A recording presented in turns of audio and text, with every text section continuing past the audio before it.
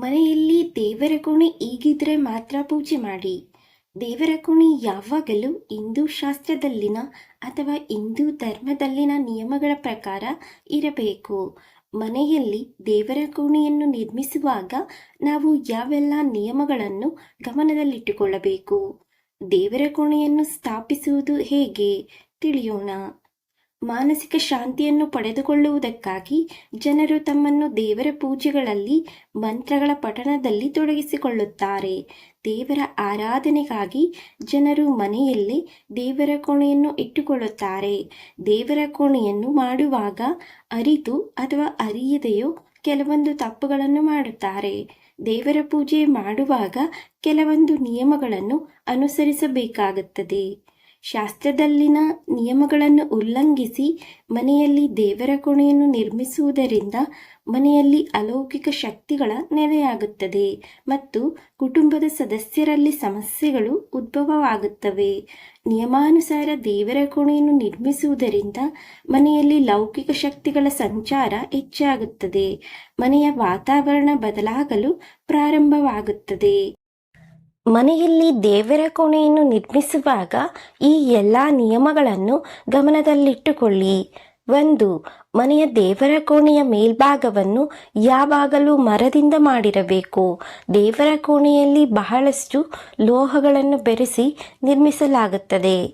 2. ದೇವರ ಕೋಣೆ ಯಾವಾಗಲೂ ನಿಮ್ಮ ಮನೆಯ ಪೂರ್ವ ದಿಕ್ಕಿನಲ್ಲಿ ಅಥವಾ ಉತ್ತರ ದಿಕ್ಕಿನಲ್ಲಿ ಇರಬೇಕು.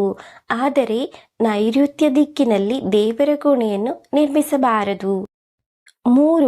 ನೀವು ದೇವರ ಕೋಣೆಯನ್ನು ಆಕರ್ಷಕಗೊಳಿಸಲು ಅಲ್ಲಿ ವಿವಿಧ ರೀತಿಯ ಬಲ್ಬ್ಗಳನ್ನು ಬಳಸಬಹುದು. ಆದರೆ ದೇವರ ಕೋಣೆಯಲ್ಲಿ ಹಳದಿ ಅಥವಾ ತಿಳಿ ಹಳದಿ ಬೆಳಕನ್ನು ಮಾತ್ರ ಹಾಕಬೇಕು. ನೀಲಿ ಅಥವಾ ಕಪ್ಪು ಬಣ್ಣದ ಬೆಳಕನ್ನು ದೇವರ ಕೋಣೆಯಲ್ಲಿ ಹಾಕಬೇಡಿ. 4.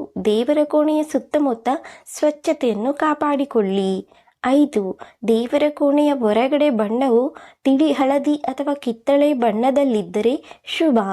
6. ದೇವರ ಕೋಣೆಗೆ ನೀವು ಕಪ್ಪು, ಕೆಂಪು ಅಥವಾ ಇನ್ಯಾವುದೇ ಗಾಢ ಬಣ್ಣವನ್ನು ಹಾಕಬೇಡಿ.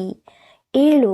ನಿಮ್ಮ ನೆಚ್ಚಿನ ವ್ಯಕ್ತಿಗಳ ಫೋಟೋ, ಕುಟುಂಬ ಸದಸ್ಯರ ಫೋಟೋ ಅಥವಾ ಪಿತೃಗಳ ಫೋಟೋವನ್ನು ದೇವರ ಕೋಣೆಯಲ್ಲಿ ಹಾಕಬೇಡಿ. 8. ದೇವರ ಕೋಣೆಯಲ್ಲಿ ಗಂಗಾಜಲವನ್ನು ಇಡುವುದು ಒಳ್ಳೆಯದು. 9. ಭಜನೆ, ಕೀರ್ತನೆ ಯಾವಾಗಲೂ ಪೂರ್ವ ಅಥವಾ ಉತ್ತರಕ್ಕೆ ಮುಖ ಮಾಡಿ ಕುಳಿತು ಮಾಡಬೇಕು. ಇದರಿಂದ ಮನಸ್ಸಿನಲ್ಲಿ ಉತ್ಸಾಹ ತುಂಬಿರುತ್ತದೆ. 10. ದೇವರ ಕೋಣೆಯಲ್ಲಿ ಶುಚಿಯಾದ ಹಣ್ಣುಗಳನ್ನು ಮತ್ತು ಹೂಗಳನ್ನು ಬಳಸಬೇಕು. ದೇವರ ಕೋಣೆಯಲ್ಲಿ ತುಪ್ಪದ ದೀಪವನ್ನು ಬೆಳಗುವಾಗ ದೀಪಕ್ಕೆ ಶುದ್ಧ ಹಸುವಿನ ತುಪ್ಪವನ್ನು ಬಳಸಬೇಕು. 11. ದಿನನಿತ್ಯ ದೇವರ ಪೂಜೆಯನ್ನು ಮಾಡುವಾಗ ಗಾಯತ್ರಿ ಮಂತ್ರವನ್ನು 3 ಬಾರಿ ಪಠಿಸಿ. ಇದರಿಂದ ದಿನವಿಡೀ ನಿಮ್ಮ ಮನಸ್ಸು ಹಗುರಾಗುತ್ತದೆ. 12. ಶೌಚಾಲಯದ ಬಳಿ ದೇವಸ್ಥಾನವನ್ನು ಕಟ್ಟಬೇಡಿ. ಇದರಿಂದ ದೇವರ ಕೋಣೆಯಲ್ಲೂ ನಕಾರಾತ್ಮಕ ಶಕ್ತಿಗಳ ಸೃಷ್ಟಿಯಾಗುವುದು. ದೇವರ ಕೋಣೆಯನ್ನು ನಿರ್ಮಿಸುವಾಗ ಈ ಮೇಲಿನ ತಪ್ಪುಗಳಾಗದಂತೆ ನಾವು ಗಮನ ಹರಿಸುವುದು ತುಂಬಾ ಮುಖ್ಯವಾಗಿರುತ್ತದೆ. ದೇವರ ಕೋಣೆಯನ್ನು ನಿರ್ಮಿಸುವಾಗ ಈ ಮೇಲಿನ ನಿಯಮಾನುಸಾರ ನಿರ್ಮಿಸಿದರೆ ಮನೆಯಲ್ಲಿ ಸುಖ, ಶಾಂತಿ ಮತ್ತು ಸಂತೋಷ ನೆಲೆಯಾಗುತ್ತದೆ ಎನ್ನುವ ನಂಬಿಕೆ ಇದೆ. ಹಾಗೂ ನೀವು ಮಾಡಿದ ಪೂಜೆಯ ಫಲವು ನಿಮಗೆ ದೊರೆಯುತ್ತದೆ. ಸ್ನೇಹಿತರೆ, ಈ ಮಾಹಿತಿ ನಿಮಗೆ ಇಷ್ಟ ಆಗಿದ್ದರೆ ದಯವಿಟ್ಟು ನಮ್ಮ ಚಾನಲನ್ನು ಸಬ್ಸ್ಕ್ರೈಬ್ ಮಾಡಿ, ವಿಡಿಯೋಗೊಂದು ಲೈಕ್ ಮಾಡಿ, ಶೇರ್ ಮಾಡಿ, ಸಪೋರ್ಟ್ ಮಾಡಿ. ಮತ್ತೊಂದು ವಿಷಯದೊಂದಿಗೆ ಪುನಃ ಭೇಟಿಯಾಗೋಣ. ಧನ್ಯವಾದಗಳು. ನಮಸ್ಕಾರ.